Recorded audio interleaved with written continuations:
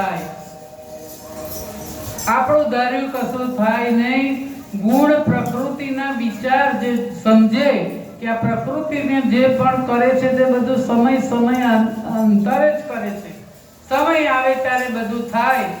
એક જ ધાર્યું ટકવાનું કોઈ નહીં. ગમે તેટલા રૂપિયા વાળા હોય, ગમે તે હોય, કોઈ સુખી ને સુખી રહેતું નથી, કોઈ દુખી ને દુખી કાયમ રહેતું નથી. એક જ ધાર્યું ટકવાનું કોઈ નહીં. પરિવર્તન છે અપાર. પરિવર્તન આવે જીવનમાં. મને બધા મૂંગી કે બોલતા બોલતા જ નથી આવડતું. આનું નતું આવડતું. મોઢા પરથી માખત નથી ઉડતી. મારી મમ્મી કે સાસરે જઈને શું કરશે, બોલતી જ નથી. પહેલા તને બોલતા શીખવાડો. અને ગામડામાં પરણાવ્યા ને ત્યાં પેલા છાણ ને પોદરા વીણી થાપતા હતા. 8-10 વર્ષ ગામડામાં રહ્યા.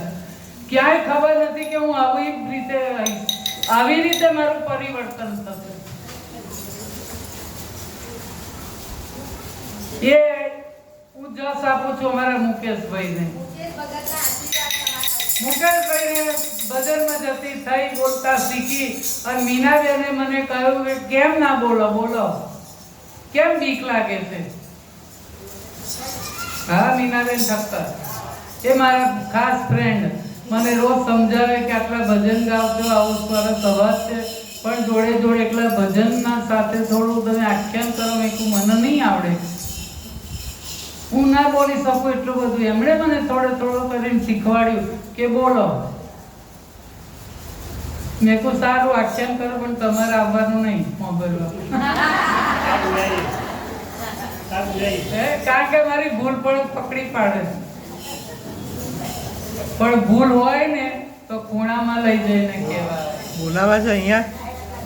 હે નવીનભાઈ, અહીં બોલાવા છે. ભગવાન રામ બેન તો બહુ સારા છે, સરળ સ્વભાવ મીનાબેન. એટલે જ મને મીનાબેન ને મુકેશભાઈ એ મારા પ્રિય ભક્તો. બસ એમને હું વધારે માનું. ભગવાન રામ સબરીને 8મી ભક્તિ સમજાવતા કહે છે કે સુખ દુઃખનો સરખો વ્યવહાર, સંતોષ એ જ માનવનું કલ્યાણ છે. સુખમાં દુઃખમાં જેવી મારી હરિની ઈચ્છા એવું રાખીને જીવે એ નર સદા સુખી રહે છે. દુઃખ કેમ આવ્યું? અને આવ્યું તો આવ્યું, પણ પછી આપણે ભગવાનને કહીએ છીએ કે મેં ભગવાન તો કેમ મારી પાછળ પડ્યો છું? રોજ બપોરે નીકળી પડું છું, તાપ તડકો જોયા વગર ભજન કરવાનું, કોઈ મારી પાછળ પડ્યું? આપણા દરેકના કર્મો હોય છે.